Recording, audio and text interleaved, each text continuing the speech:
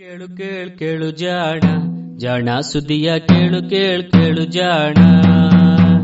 ಇಂದು ಹಂದು ಮುಂದು ಹಿಂದು ಹರಿವು ತಿಳಿವು ಚುಟುಕು ಬೆರಗು ನಿತ್ಯ ನುಡಿಯುವತ್ತು ತರಲು ನಿತ್ಯ ನುಡಿಯುವತ್ತು ತರಲು ಕೇಳಿ ಜಾಣರ ಜಾಣ ಸುದ್ದಿಯ ಕೇಳು ಕೇಳು ಕೇಳು ಜಾಣ ಜಾಣ ಸುದ್ದಿಯ ಕೇಳು ಕೇಳು ಕೇಳು ಜಾಣ.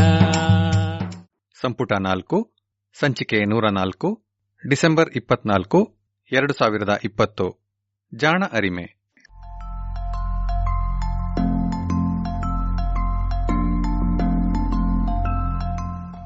ಬಹುಶಃ ಜೀವಿ ವಿಜ್ಞಾನಿಗಳಿಗೆ ಹಾಗೂ ವಿಜ್ಞಾನ ಜಗತ್ತಿಗೆ ಪ್ರೊಫೆಸರ್ ರಾಘವೇಂದ್ರ ಗದಕ್ಕರ್ ಅವರ ಪರಿಚಯ ಮಾಡಿಕೊಡಬೇಕಿಲ್ಲ. ಪ್ರಾಣಿಗಳಲ್ಲಿ ಸಮಾಜ ಹೇಗೆ ರಚನೆಯಾಗಿರುತ್ತದೆ ಎನ್ನುವ ಬಗ್ಗೆ ಸಮಾಜ ಜೀವಿ ಪ್ರಾಣಿಗಳಾದ ಇರುವೆ, ಕಣಜ ಹಾಗೂ ಜೇನುನೊಣಗಳಲ್ಲಿ ಸಾಕಷ್ಟು ಅಧ್ಯಯನವನ್ನು ಮಾಡಿ ಅಂತಾರಾಷ್ಟ್ರೀಯ ಮಟ್ಟದಲ್ಲಿ ಮನ್ನಣೆ ಗಳಿಸಿದಂತಹ ವಿಜ್ಞಾನಿ professor Raghavendra Gadakkar. Indian Institute of ಸೈನ್ಸ್ನಲ್ಲಿ ಪ್ರೊಫೆಸರ್ ಆಗಿದ್ದ ಇವರು ಹಲವು ಉನ್ನತ ಹುದ್ದೆಗಳನ್ನ ನಿರ್ವಹಿಸಿದ್ದಾರೆ. ಇಂಡಿಯನ್ ನ್ಯಾಷನಲ್ ಸೈನ್ಸ್ ಅಕಾಡೆಮಿ ಅಥವಾ ಇನ್ಸಾದಂತಹ ಪ್ರತಿಷ್ಠಿತ ಅಕಾಡೆಮಿಯ ಅಧ್ಯಕ್ಷರು ಕೂಡ ಆಗಿದ್ದಾರೆ. ಪ್ರೊಫೆಸರ್ ಗದಕ್ಕರ್ ಇತ್ತೀಚೆಗೆ ದಿ ವೈರ್ ಸೈನ್ಸ್ ಪತ್ರಿಕೆಯಲ್ಲಿ ವಿಜ್ಞಾನ, ಸಮಾಜ ಹಾಗೂ ಪ್ರಜಾಸತ್ತೆಯ ನಡುವಿನ ಸಂಬಂಧಗಳ ಬಗ್ಗೆ ಒಂದು ಅಂಕಣವನ್ನು ಆರಂಭಿಸಿದ್ದಾರೆ. ಈ ಅಂಕಣದ ಕನ್ನಡ ಅನುವಾದವನ್ನ ನಾವು ಜಾಣ ಸುದ್ದಿಯಲ್ಲಿ ನಿಮಗೆ ಕೇಳಿಸಲಿದ್ದೇವೆ.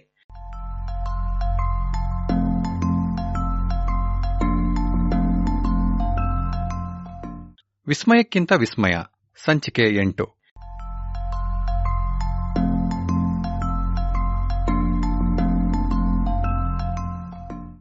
ಎರವಲು ಪೋಷಕರ ಅದ್ಭುತ ಪ್ರಪಂಚ.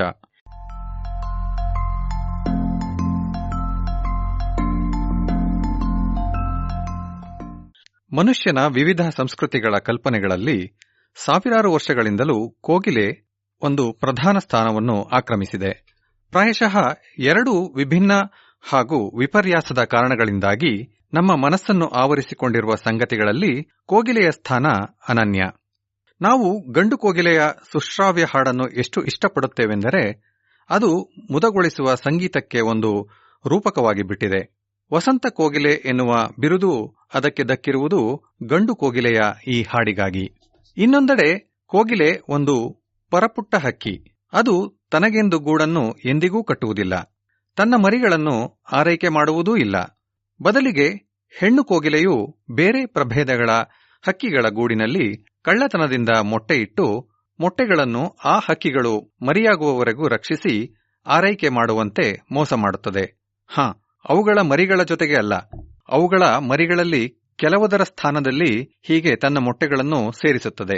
ಚಿರಪರಿಚಿತವಾದ ಮಾತೃಪ್ರೇಮದ ಬದಲಿಗೆ ತಾಯಿಯ ಈ ನಿರ್ಲಕ್ಷ್ಯದ ನಡೆಯಿಂದ ಜನಕ್ಕೆ ಎಂತಹ ಆಘಾತವಾಗಿದೆ ಎಂದರೆ ಈ ನಡತೆಯನ್ನೂ ರೂಪಕವಾಗಿಸಿ ಕಪಟತನಕ್ಕೆ ಆಂಗ್ಲದಲ್ಲಿ ಕಕೂಲ್ಡ್ ಎಂದು ಹೆಸರಿಸಿಬಿಟ್ಟಿದ್ದಾರೆ.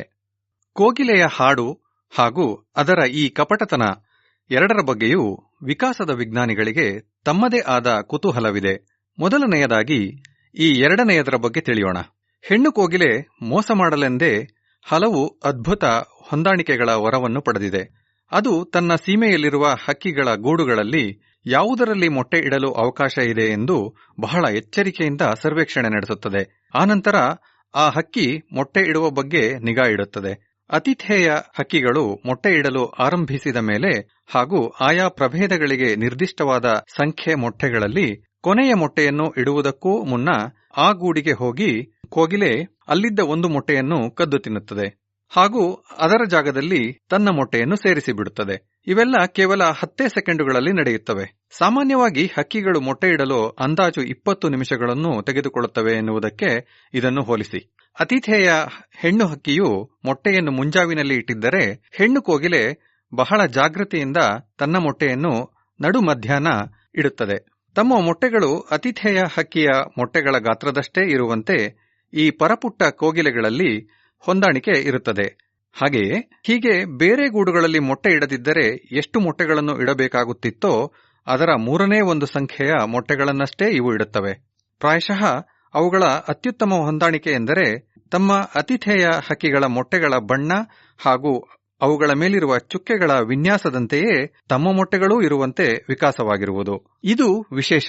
ಏಕೆಂದರೆ ಕೋಗಿಲೆಗಳ ವಿವಿಧ ತಳಿಗಳು ವಿಭಿನ್ನ ಅತಿಥೇಯ ಹಕ್ಕಿಗಳ ಗೂಡುಗಳಲ್ಲಿ ಪ್ರತಿ ಅತಿಥೇಯ ಹಕ್ಕಿಗೆ ವಿಶಿಷ್ಟವಾದ ಮೊಟ್ಟೆಗಳನ್ನು ಇಡಬೇಕಾಗುತ್ತದೆ. ಇದು ವಿಶೇಷ, ಏಕೆಂದರೆ ಕೋಗಿಲೆಗಳ ವಿವಿಧ ತಳಿಗಳು ವಿಭಿನ್ನ ಅತಿಥೇಯ ಹಕ್ಕಿಗಳ ಗೂಡುಗಳಲ್ಲಿ ಪ್ರತಿಯೊಂದು ಅತಿಥೇಯ ಹಕ್ಕಿಗೆ ವಿಶಿಷ್ಟವಾದ ಮೊಟ್ಟೆಗಳನ್ನು ಇಡಬೇಕಾಗುತ್ತದೆ. ಈ ಎಲ್ಲ ಹೊಂದಾಣಿಕೆಗಳು ಕೋಗಿಲೆಯ ಸ್ಥಿರವಾದ ಪರಿಸರಕ್ಕೆ ಬೇಕಾದ ಹೊಂದಾಣಿಕೆಗಳಲ್ಲ. ಇವು ಜೀವಂತ, ವಿಕಾಸವಾಗುತ್ತಿರುವ ಹಾಗೂ ಆ ಮೂಲಕ ಕೋಗಿಲೆಯ ಈ ನಡತೆಗೆ ಪೆಟ್ಟು ಕೊಡಬಲ್ಲ ಅತಿಥೇಯ ಹಕ್ಕಿಗಳಿಗೆ ತಕ್ಕಂತೆ ಹೊಂದಿಕೊಳ್ಳುವಂತೆ ಬೆಳೆಸಿಕೊಂಡ ಗುಣಗಳು ಎನ್ನುವುದು ವಿಶೇಷ.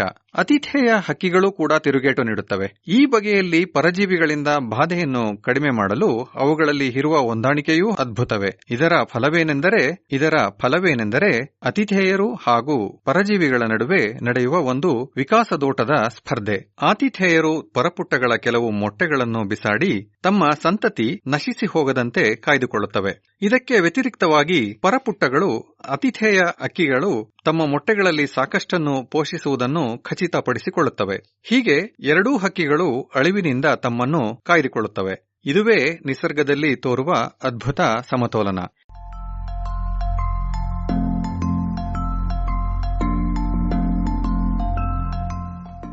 ಇಂಗ್ಲೆಂಡಿನ ಕೇಂಬ್ರಿಡ್ಜ್ ವಿಶ್ವವಿದ್ಯಾನಿಲಯದ ನಿಕೋಲಸ್ ಬ್ಯಾರಿ ಡೇವಿಸ್ ಮತ್ತು ಮೈಖೇಲ್ ಬ್ರೂಕ್ 1988ರಲ್ಲಿ ಪ್ರಕಟಿಸಿದ ಅಧ್ಯಯನ ಈ ನಿಟ್ಟಿನಲ್ಲಿ ಒಂದು ಮೈಲುಗಲ್ಲು. ಪರಜೀವಿಗಳು ಮತ್ತು ಅವುಗಳ ಅತಿಥೇಯ ಪ್ರಭೇದಗಳ ನಡುವಿನ ಈ ವಿಕಾಸದ ಸ್ಪರ್ಧೆಯ ಜಾಡಿನಲ್ಲಿ ಅವರು ಒಂದೊಂದೇ ತರ್ಕ ಹಾಗೂ ಪ್ರಯೋಗಗಳ ಮೂಲಕ ಪುಟ್ಟ ಪುಟ್ಟ ಹೆಜ್ಜೆಗಳನ್ನಿಟ್ಟು ಮುಂದುವರೆದರು. ತಮ್ಮ ವಿವಿಯಿಂದ 15 ಕಿಲೋಮೀಟರ್ ದೂರವಿದ್ದ ಪಾಳುಬೀಡಿನಲ್ಲಿ ನೆಲೆಯಿದ್ದ ಅಕ್ರೋಕೆಫಾಲಸ್ ಸಿರ್ಫೇಸಿಯಸ್ ಎನ್ನುವ ಬೆಳ್ಳಕ್ಕಿಗಳ ಗೂಡುಗಳನ್ನು ಇವರು ಅಧ್ಯಯನ ಮಾಡಿದರು. ಇದು ಸಾಮಾನ್ಯ ಕೋಗಿಲೆಯ ಆತಿಥೇಯ ಹಕ್ಕಿ. ಇವರು ನಡೆಸಿದ ಪ್ರಯೋಗಗಳು ಅವುಗಳ ಫಲಿತಾಂಶಗಳಷ್ಟೇ ಸ್ವಾರಸ್ಯಕರವಾಗಿತ್ತು ಎನ್ನಿ. ಇವರು ತಾವೇ ಕೋಗಿಲೆಗಳಂತೆ ಆಡಿ ಆತಿಥೇಯ ಹಕ್ಕಿಗಳ ನಿಸರ್ಗ ಸಹಜವಾದ ಗೂಡುಗಳನ್ನು ಅಧ್ಯಯನ ಮಾಡಿದ್ದರು. ಇದಕ್ಕಾಗಿ ಇವರು ಕೋಗಿಲೆಯ ಮೊಟ್ಟೆಗಳ ರೀತಿಯೇ ಇರುವ ಮಾದರಿ ಮೊಟ್ಟೆಗಳನ್ನು ಕೃತಕವಾಗಿ ತಯಾರಿಸಿ ಅವನ್ನು ಎಷ್ಟು ಸಾಧ್ಯವೋ ಅಷ್ಟೂ ಕಳ್ಳತನದಿಂದ ಬೆಳ್ಳಕ್ಕಿಯ ಗೂಡುಗಳೊಳಗೆ ಇಟ್ಟರು. ಈ ಮಾದರಿ ಮೊಟ್ಟೆಗಳನ್ನು ಬೆಳ್ಳಕ್ಕಿಗಳು ಅವು ನಿಜವಾದ ಕೋಗಿಲೆಯ ಮೊಟ್ಟೆಗಳೋ ಏನೋ ಎಂಬಂತೆ ಒಪ್ಪಿಕೊಂಡವು. ಇದನ್ನು ಅವರು ಮೊದಲು ಕಂಡಾಗ ಎಂಥ ಪುಳಕವಾಗಿರಬೇಕು. ಇವರ ಪ್ರಯೋಗಗಳಲ್ಲಿ ನಿರ್ಣಾಯಕವಾಗಿದ್ದ ಅಂಶವೇನೆಂದರೆ ಇವರೇ ಪೆದ್ದ ಕೋಗಿಲೆಗಳಂತೆ ವರ್ತಿಸುವುದು. ಬೆಳ್ಳಕ್ಕಿಯ ಗೂಡಿನೊಳಗೆ ಕಳ್ಳತನದಿಂದ ಕೃತಕ ಮೊಟ್ಟೆಗಳನ್ನು ಇಡುವುದಕ್ಕೆ ಮುನ್ನ ಡೇವಿಸ್ ಮತ್ತು ಬ್ರೂಕ್ ಕೆಲವು ಕೃತಕ ಮೊಟ್ಟೆಗಳ ಬಣ್ಣ ಮತ್ತು ಮೈಮೇಲಿನ ಚುಕ್ಕೆಗಳನ್ನು ಬೇಕೆಂದೇ ಬೆಳ್ಳಕ್ಕಿಗಳ ಮೊಟ್ಟೆಗಳಿಗಿಂತ ಭಿನ್ನವಾಗಿರುವಂತೆ, ಇನ್ನೂ ಕೆಲವು ಮೊಟ್ಟೆಗಳ ಗಾತ್ರ ದೊಡ್ಡದಾಗಿರುವಂತೆ ಮಾಡಿದರು.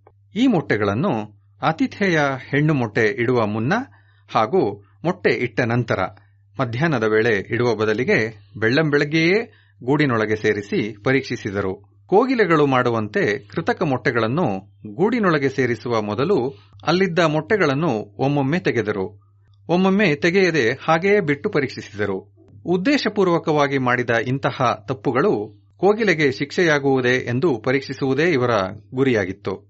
ಕೋಗಿಲೆಯು ಸಹಜವಾಗಿ ಮಾಡುವುದರಿಂದ ಒಂದಿಷ್ಟು ವ್ಯತ್ಯಾಸವಿದ್ದರೂ ಹೆಚ್ಚು ಕೃತಕ ಮೊಟ್ಟೆಗಳನ್ನು ಈ ಹಕ್ಕಿಗಳು ತ್ಯಜಿಸುತ್ತಿದ್ದವು. ಕೋಗಿಲೆಗಳು ಮಾಡುವುದೇನೆಂಬುದನ್ನು ತಿಳಿಯಲು ಇವರಿಬ್ಬರು ಕೋಗಿಲೆಯನ್ನೇ ಅಣಕಿಸಿದರೂ ಕೆಟ್ಟದಾಗಿ ಅಣಕಿಸಿದಂತೆ ನಟಿಸಿದರು.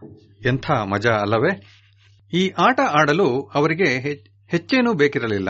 ವಿಶೇಷವಾದ ಪ್ರಯೋಗಾಲಯವಾಗಲಿ, ಸಾಧನಗಳಾಗಲಿ ಅಥವಾ ಧನವಾಗಲಿ ಬೇಕಿರಲಿಲ್ಲ.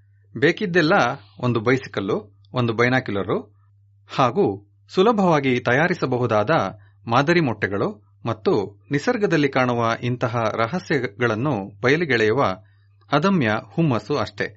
ಯಾರು ಬೇಕಿದ್ದರೂ ಮಾಡಬಹುದಾದಂತಹ ಸಂಶೋಧನೆಗಳೆಂದರೆ ನನಗೂ ಬಲು ಇಷ್ಟ. ಇವರಿಬ್ಬರು ಹೀಗೆ ಆತಿಥೇಯ ಹಕ್ಕಿಗಳ ಗೂಡಿನಲ್ಲಿ ಅತಿ ಹೆಚ್ಚು ಮೊಟ್ಟೆಗಳನ್ನು ಇಡಲು ಬೇಕಾದ ಹೊಂದಾಣಿಕೆ ಕೋಗಿಲೆಗೆ ಇದೆ ಎಂದು ನಿರೂಪಿಸಿದರು. ಹಾಗಿದ್ದರೆ ಆ ಆತಿಥೇಯ ಹಕ್ಕಿಗಳ ಕಥೆ ಏನು ಎಂದಿರಾ? ಅವು ನೈಜವೋ ಕೃತಕವೋ, ಒಟ್ಟಾರೆ ಕೋಗಿಲೆಗಳ ಮೊಟ್ಟೆಗಳೆಲ್ಲವನ್ನೂ ಗೂಡಿನಿಂದ ಹೊರಗೆ ತಳ್ಳುವುದಿಲ್ಲವೇಕೆ? ಇದಕ್ಕೆ ಉತ್ತರ ಇಷ್ಟೇ. ಇದು ಕೆಲವೊಮ್ಮೆ ದುಬಾರಿ ಆಗಬಹುದು. ತಮ್ಮ ಮೊಟ್ಟೆಗಳಿಗಿಂತ ತುಸು ಭಿನ್ನವಾಗಿರುವ ಮೊಟ್ಟೆಗಳನ್ನು ಇಟ್ಟುಕೊಳ್ಳದೆ ಬಿಸಾಡುವುದೇ ಆದರೆ ಅವು ತಮ್ಮದೇ ಮೊಟ್ಟೆಗಳನ್ನು ಬಿಸಾಡಿ ಬಿಡುವ ಸಾಧ್ಯತೆಯೂ ಇದೆ.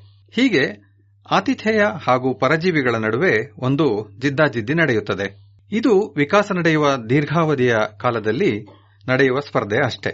ಇದರ ಫಲವಾಗಿ ತಮ್ಮಿಬ್ಬರ ಸಂತತಿಯೂ ಮಿಲಿಯನ್ ಗಟ್ಟಲೆ ವರ್ಷ ಅಳಿಯದೆಯೇ ಉಳಿಯುವಂತಹ ಒಂದು ಸಮತೋಲನವನ್ನು ಇವೆರಡೂ ಕಂಡುಕೊಂಡಿವೆ ಎನ್ನಬಹುದು.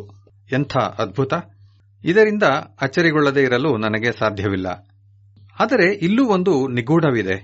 ಹೆಣ್ಣು ಕೋಗಿಲೆ ಆತಿಥೇಯ ಗೂಡಿನೊಳಗೆ ತನ್ನ ಮೊಟ್ಟೆಯನ್ನು ಸೇರಿಸಲು ಅಲ್ಲಿಂದ ಒಂದೇ ಒಂದು ಮೊಟ್ಟೆಯನ್ನು ತೆಗೆದು ಬಿಸಾಡುತ್ತದೆ.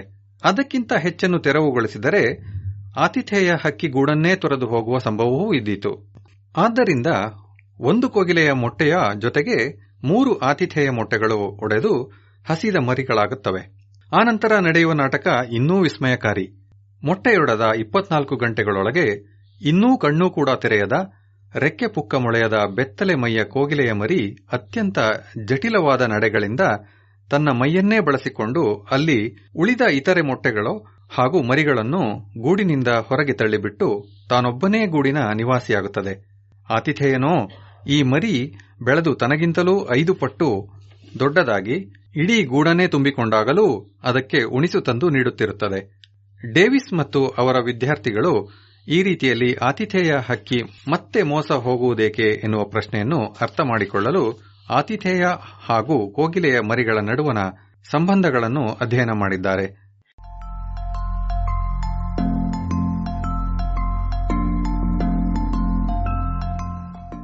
ಈ ಕೋಗಿಲೆಯ ಮರಿ ತೋರುವ ನಡೆಗಳು ಹಾಗೂ ಮಾಡುವ ಸದ್ದುಗಳಲ್ಲಿ ಉತ್ಪ್ರೇಕ್ಷೆ ಎಷ್ಟಿರುತ್ತದೆ ಎಂದರೆ ಅವು 4 ಹಸಿದ ಮರಿಗಳದ್ದರಂತೆ ತೋರಿ ಆತಿಥೇಯ ಹಕ್ಕಿ ಗುಟುಕು ನೀಡುವಂತೆ ಅವನ್ನು ಮರಳು ಮಾಡುತ್ತವೆ. ಆದರೆ ಈಗಿನ ಸಮಸ್ಯೆ ಏನೆಂದರೆ ಈ ದೊಡ್ಡ ಬಾಯಿಯ ಕೋಗಿಲೆಯ ಮರಿಗೆ ಗುಟುಕು ನೀಡದೇ ಇರುವುದು ತನ್ನ ಮರಿಗಳನ್ನು ಬೆಳೆಸಲು ನೆರವಾಗುವುದಿಲ್ಲ. ಅಲ್ಲದೆ ಹೀಗೆ ಗುಟುಕು ಬೇಡುವ ಕೋಗಿಲೆಯ ಹಕ್ಕಿಯ ಈ ಅಣಕಾಟಗಳು ಆತಿಥೇಯ ಹಕ್ಕಿಯ ತಾಯಿಯ ಭಾವನೆಯನ್ನು ಬರೇ ಮೊಟ್ಟೆಗಳಿಗಿಂತಲೂ ಪ್ರಭಾವಶಾಲಿಯಾಗಿ ಕೆಣಕುತ್ತವೆ. ನಮ್ಮಂತೆಯೇ ಹಕ್ಕಿಗಳಲ್ಲಿಯೂ ಮರಿಗಳ ಆರೈಕೆಗೆ ಪ್ರೇರೇಪಿಸುವ ಬಲು ಜಟಿಲವಾದ ಹಾರ್ಮೋನುಗಳ ವ್ಯವಸ್ಥೆ ಇದೆ. ಅಳುತ್ತಾ ಗುಟುಕು ಬೇಡುವ ಮರಿಗಳನ್ನು ಕಂಡಾಗ ಆ ವ್ಯವಸ್ಥೆಯನ್ನು ಬೇಕೆಂದರೂ ನಿಲ್ಲಿಸುವುದು ಸುಲಭವಲ್ಲ. ಇರಲಿ, ನಿಸರ್ಗದಲ್ಲಿ ಕಾಣುವ ಇಂತಹ ವಿದ್ಯಮಾನಗಳ ಬಗ್ಗೆ ನಾವು ಭಾವುಕರಾಗದೆ ಈ ಹಗ್ಗಜಗ್ಗಾಟದ ಪಾತ್ರಧಾರಿಗಳಲ್ಲಿ ಯಾರ ಪರವಾಗಿಯೂ ವಕಾಲತ್ತು ಮಾಡದೇ ಇರೋಣ. ಈ ಪರಜೀವಿಯ ನಡೆ ಕ್ರೂರ ಹಾಗೂ ಅನ್ಯಾಯದ್ದು ಎನ್ನುವ ಭಾವನೆ ನಮಗೆ ಇರುವುದರಿಂದ ಆತಿಥೇಯ ಹಕ್ಕಿಗೆ ಹೆಚ್ಚು ನಷ್ಟವಾಗಿದೆ ಎಂಬ ಅನಿಸಿಕೆ ಸಹಜವೇ. ಆದರೆ ಆತಿಥೇಯ ಹಕ್ಕಿ ಪರಪುಟ್ಟನ ಮೊಟ್ಟೆಗಳನ್ನು ಬಿಸಾಡಿದರೆ ಪರಪುಟ್ಟನಿಗೂ ನಷ್ಟವಾಗುತ್ತದೆ.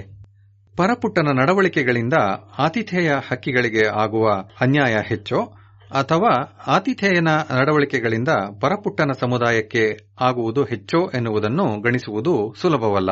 ಇದು ಹಕ್ಕಿಗಳ ವಿವಿಧ ಪ್ರಭೇದಗಳಲ್ಲಿ ವಿಭಿನ್ನವಾಗಿರಬಹುದು.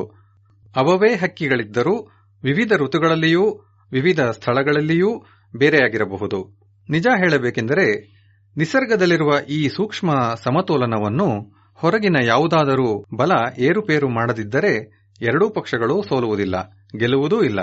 ನಿಸರ್ಗದಲ್ಲಿ ವಿವಿಧ ಜೀವಿಗಳ ನಡುವಿನ ಇಂತಹ ಸಂಬಂಧಗಳಲ್ಲಿ ಆಗುವ ಏರುಪೇರುಗಳನ್ನು, ಅದರಲ್ಲೂ ನಮ್ಮಿಂದಾಗಿ ಉಂಟಾಗುವುಗಳನ್ನು ಗುರುತಿಸಿ ಸಮತೋಲನವನ್ನು ಪುನಃಸ್ಥಾಪಿಸುವುದು ಪ್ರಕೃತಿಯನ್ನು ಅತ್ಯುತ್ತಮವಾಗಿ ಸಂರಕ್ಷಿಸಲು ನೆರವಾಗುತ್ತದೆ.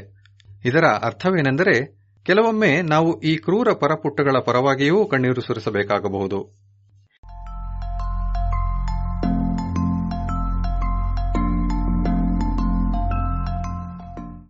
ನಿಜ ಹೇಳಬೇಕೆಂದರೆ ಕೋಗಿಲೆಗೆ ನಮ್ಮ ನೆರವು ಬೇಕು.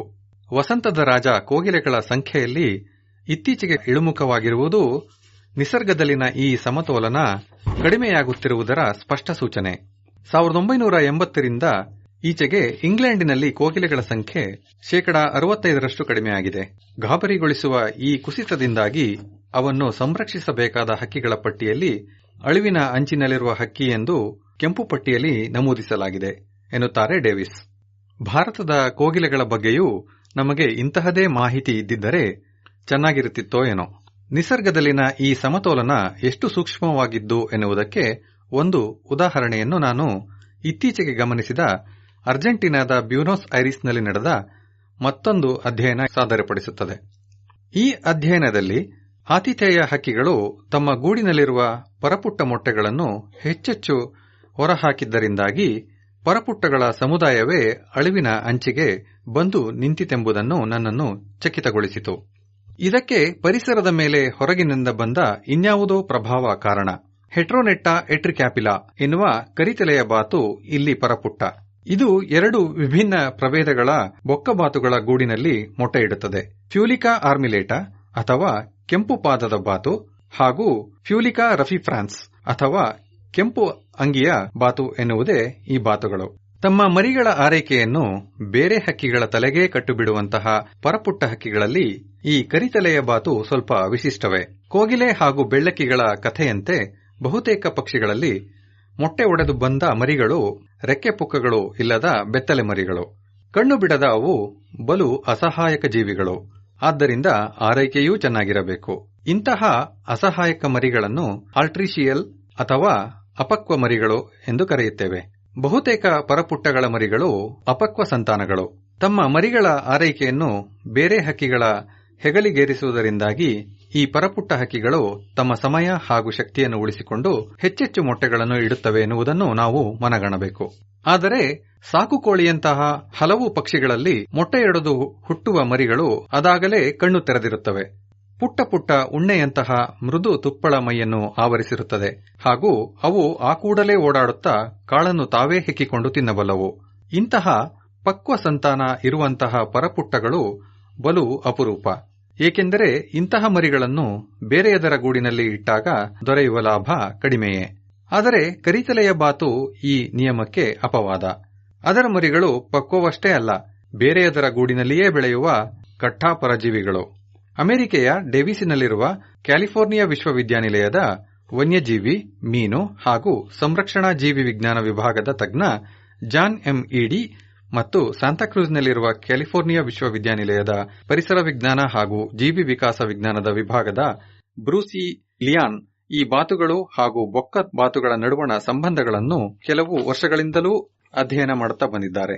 ಕೋಗಿಲೆಗಳ ವಿಷಯದಲ್ಲಿ ಡೇವಿಸ್ ಮತ್ತು ಬ್ರೂಕ್ಸ್ ಮಾಡಿದಂತೆಯೇ ಇವರೂ ಕೂಡ ಬೊಕ್ಕ ಬಾತುಗಳ ಗೂಡಿನಲ್ಲಿ ಕೃತಕ ಮೊಟ್ಟೆಗಳನ್ನು ಇಟ್ಟು ಇವನ್ನು ಆತಿಥೇಯ ಹಕ್ಕಿಗಳು ಎಷ್ಟರ ಮಟ್ಟಿಗೆ ಬಿಸಾಡಬಹುದು ಎಂಬುದನ್ನು ನಿಶ್ಚಯಿಸಿದ್ದಾರೆ. ಬೊಕ್ಕಬಾತು, ಬಾತು ಹಾಗೂ ಸಾಕುಕೋಳಿಯ ಮೊಟ್ಟೆಗಳೆಲ್ಲದರ ಆಕಾರ ಹಾಗೂ ಗಾತ್ರ ಒಂದೇ ಇದ್ದುದರಿಂದ ಅವರು ಸಾಕುಕೋಳಿಯ ಮೊಟ್ಟೆಗಳಿಗೆ ಬಣ್ಣ ಬಳಿದು ಬಾತಿನ ಮೊಟ್ಟೆಗಳಂತೆಯೇ ಕಾಣುವ ಕೃತಕ ಮಾದರಿಗಳನ್ನು ರೂಪಿಸಿದರು. ಸಾಧಾರಣವಾಗಿ ಬೊಕ್ಕಬಾತುಗಳು ತಮ್ಮ ಗೂಡಿನಲ್ಲಿರುವ ಬಾತಿನ ಮೊಟ್ಟೆಗಳಲ್ಲಿ 35% ಬಿಸಾಡಿಬಿಡುತ್ತವೆ. ಇವು ತಮ್ಮ ಸಂಖ್ಯೆಯನ್ನು ಸುಸ್ಥಿರವಾಗಿರಿಸಿಕೊಳ್ಳಲು ಅವಕ್ಕೆ ನೆರವಾಗುತ್ತದೆ. ಆದರೆ ಪ್ರವಾಹಗಳು ಬಂದಾಗ ಅಥವಾ ಅಲ್ಲಿನ ಸಸ್ಯರಾಶಿ ಕಡಿಮೆ ಆದಾಗ ಈ ಬೊಕ್ಕಬಾತುಗಳು 85% ಬಾತುಗಳ ಮೊಟ್ಟೆಗಳನ್ನು ಬಿಸಾಡುತ್ತವೆ ಎಂದು ಇಡಿ ಮತ್ತು ಲಿಯಾನ್ ಕಂಡುಕೊಂಡಿದ್ದಾರೆ. ಇದು ಬಾತುಕೋಳಿಗಳಿಗೆ ಶುಭ ಸುದ್ದಿಯೇನಲ್ಲ. ಸರಳ ಗಣಿತೀಯ ಮಾದರಿಗಳನ್ನು ಬಳಸಿಕೊಂಡು ಇದನ್ನು ಲೆಕ್ಕ ಹಾಕಿರುವ ಇಡಿ ಮತ್ತು ಲಿಯಾನ್ ಅತ್ಯಂತ ಸಮೃದ್ಧಿಯ ಕಾಲದಲ್ಲಿಯೂ ಕರಿತಲೆಯ ಬಾತುಕೋಳಿಗಳ ಬದುಕು ಬಲು ದುಸ್ತರವಾದದ್ದು ಎನ್ನುತ್ತಾರೆ. ಪರಿಸರದಲ್ಲಿ ಆಗಾಗ್ಗೆ ಉಂಟಾಗುವ ಪ್ರವಾಹ ಹಾಗೂ ಸಸ್ಯರಾಶಿಯ ನಷ್ಟಗಳು ದೀರ್ಘಾವಧಿಯಲ್ಲಿ ಇವುಗಳ ಉಳಿವಿಗೆ ಸಂಚಕಾರವನ್ನು ತರಬಹುದು ಎಂದು ಲೆಕ್ಕ ಹಾಕಿದ್ದಾರೆ. ಆತಿಥೇಯ ಹಕ್ಕಿಗಳು ಆರಾಮವಾಗಿದ್ದು ಈ ಪರಪುಟ್ಟ ಜೀವಿಗೆ ಅಳಿವಿನ ಅಪಾಯ ಹೆಚ್ಚು. ಇವನ್ನು ಸಂರಕ್ಷಿಸುವ ಪ್ರಯತ್ನಗಳು ಆಗಬೇಕಿದೆಯಷ್ಟೇ. ವನ್ಯಜೀವಿ ಸಂರಕ್ಷಣೆಯಲ್ಲದೆ ಈ ಶೋಧಗಳು ಹಲವು ಸ್ವಾರಸ್ಯಕರ ವೈಜ್ಞಾನಿಕ ಪ್ರಶ್ನೆಗಳನ್ನೂ ಮುಂದಿಟ್ಟಿವೆ. ನಿಸರ್ಗದ ಗುಟ್ಟುಗಳನ್ನು ಪತ್ತೆ ಮಾಡಲು ಹೊಸ ಅವಕಾಶಗಳನ್ನು ಮಾಡಿಕೊಟ್ಟಿವೆ. ಪ್ರವಾಹ ಬಂದಾಗಲಷ್ಟೇ ಬೊಕ್ಕಬಾತುಗಳು ಬಾತುಗಳ ಮೊಟ್ಟೆಗಳನ್ನು ಹೆಚ್ಚೆಚ್ಚು ಬಿಸಾಡುತ್ತವೆ ಎಂದರೆ ಅವು ಬಾತಿನ ಮೊಟ್ಟೆಗಳು ಯಾವುವು ಎಂದು ಗುರುತಿಸಿ ಅವನ್ನಷ್ಟೇ ಬಿಸಾಡುತ್ತವೆ ಎಂದಾಯಿತು. ಹಾಗಿದ್ದರೂ ಅವು ಪ್ರವಾಹ ಇಲ್ಲದಿದ್ದಾಗಲೂ ಹೆಚ್ಚು ಬಾತು ಮೊಟ್ಟೆಗಳನ್ನು ಬಿಸಾಡಬಹುದಲ್ಲ?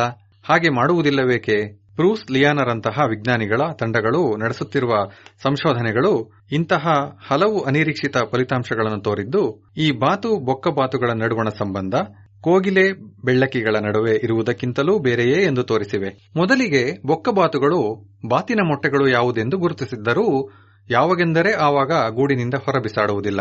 ಅವುಗಳ ಬಗ್ಗೆ ದಿವ್ಯ ನಿರ್ಲಕ್ಷ್ಯವನ್ನೇ ತೋರುತ್ತವೆ. ಈ ದಿವ್ಯ ನಿರ್ಲಕ್ಷ್ಯ ಏಕೆಂದರೆ ಬಾತುಗಳ ಮರಿಗಳಿಗೆ ಇವು ಗುಟಕು ನೀಡಬೇಕಲ್ಲ. ಬಾತು ಹಾಗೂ ಬೊಕ್ಕಬಾತುಗಳೆರಡರ ಮರಿಗಳು ಪಕ್ವ ಸಂತಾನಗಳೇ. ಆದ್ದರಿಂದ ಅವು ತಮ್ಮ ಆರೈಕೆಯನ್ನು ತಾವೇ ಮಾಡಿಕೊಳ್ಳಬಲ್ಲವು. ಈ ಮರಿಗಳನ್ನು ಗೂಡಿನಿಂದ ಹೊರಗೆ ತಳ್ಳುವುದರಿಂದ ಅಂತಹ ದೊಡ್ಡ ಲಾಭವೇನೂ ಆಗದು. ಅದೇ ಪ್ರವಾಹ ಬಂದಾಗಲೋ ಸಾಕಷ್ಟು ಸಸ್ಯರಾಶಿ ಇಲ್ಲವಾದಾಗಲೋ ಅವು ತಮ್ಮ ಗೂಡಿನ ಎತ್ತರವನ್ನು ಹೆಚ್ಚಿಸಿ ತಮ್ಮ ಮೊಟ್ಟೆಗಳನ್ನಷ್ಟೇ ಎತ್ತರಕ್ಕೆ ದೂಡುತ್ತವೆ. ಬಾತಿನ ಮೊಟ್ಟೆಗಳನ್ನು ಇದ್ದಲ್ಲಿಯೇ ಬಿಡುತ್ತವೆ. ತಂದೆ ತಾಯಿಯ ಹೊಣೆಯನ್ನು ಹೀಗೆ ಬೇರೆಯವರ ಹೆಗಲಿಗೇರಿಸುವುದು ಇಂತಹ ಪಕ್ವ ಸಂತಾನಗಳನ್ನು ಹುಟ್ಟಿಸುವ ಹಕ್ಕಿಗಳಿಗೆ ಲಾಭದಾಯಕವಾಗಿರಲಿಕ್ಕಿಲ್ಲ. ಪಾಲಕರ ಹೊಣೆ ಬಲು ಹಗುರವಿರುವಂತಹ ಈ ಸಂದರ್ಭದಲ್ಲಿಯೇ ಪಾಲನೆಯನ್ನು ಗುತ್ತಿಗೆ ನೀಡುವುದು ಲಾಭದಾಯಕವಲ್ಲ ಎನ್ನುವ ಸಂಗತಿ ವಿಪರ್ಯಾಸವೇ ಸರಿ. ಇಂತಹ ಅಧ್ಯಯನಗಳು ಜೀವಿಗಳ ನಡವಳಿಕೆಗಳನ್ನು ಅವುಗಳ ಸಹಜ ನೆಲೆಯಲ್ಲಿಯೇ ಅಧ್ಯಯನ ಮಾಡಬೇಕೆನ್ನುವುದು ಸಂರಕ್ಷಣೆಯ ದೃಷ್ಟಿಯಿಂದ ಎಷ್ಟು ಅವಶ್ಯಕ ಎಂದು ತೋರಿಸಿವೆ. ಜೊತೆಗೆ ಸಂರಕ್ಷಣಾ ನಡವಳಿಕೆ ವಿಜ್ಞಾನ ಎನ್ನುವ ಹೊಸ ಶಾಸ್ತ್ರಶಾಖೆಯನ್ನು ಹುಟ್ಟುಹಾಕಿವೆ. ಈ ಜಗತ್ತಿನಲ್ಲಿ ನಡೆಯುವ ನಾಟಕಗಳು ಎಷ್ಟೋ. ಅವುಗಳಲ್ಲಿನ ಗುಟ್ಟುಗಳನ್ನು ನಾವು ಅರಿಯುವುದು ಸಾಧ್ಯವಾದರೆ ನಮ್ಮ ಬದುಕು ಇನ್ನಷ್ಟು ಸೊಗಸಾದೀತು. ಇದು ಆಗಬೇಕಾದರೆ ನಾವು ನಿಸರ್ಗದಲ್ಲಿರುವ ಸಮತೋಲನವನ್ನು ಕಾಪಾಡಿಕೊಳ್ಳಬೇಕು. ಪ್ರಜ್ಞಾವಂತ ಜೀವಿಗಳಾಗಿ ನಾವು ಇದನ್ನು ಮಾಡಲು ಸಮರ್ಥರು ಎಂಬುದು ನನ್ನ ವಿಶ್ವಾಸ. ಕನಿಷ್ಠ ನಮ್ಮ ಬದುಕನ್ನೇ ಇನ್ನಷ್ಟು ಹಸನುಗೊಳಿಸಿಕೊಳ್ಳುವ ಸ್ವಾರ್ಥದಿಂದಲಾದರೂ ಇದನ್ನು ಮಾಡಬೇಕು.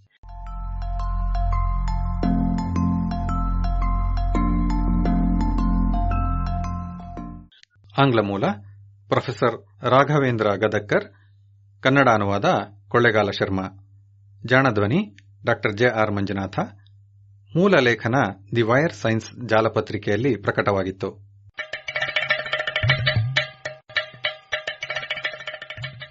ಜಾಣ ಸುದ್ದಿಯ ಬಗ್ಗೆ ಸಲಹೆ ಸಂದೇಹಗಳು ಇದ್ದಲ್ಲಿ ನೇರವಾಗಿ 9888664032 ಈ ನಂಬರಿಗೆ ವಾಟ್ಸಪ್ ಮಾಡಿ, ಇಲ್ಲವೇ ಕರೆ ಮಾಡಿ.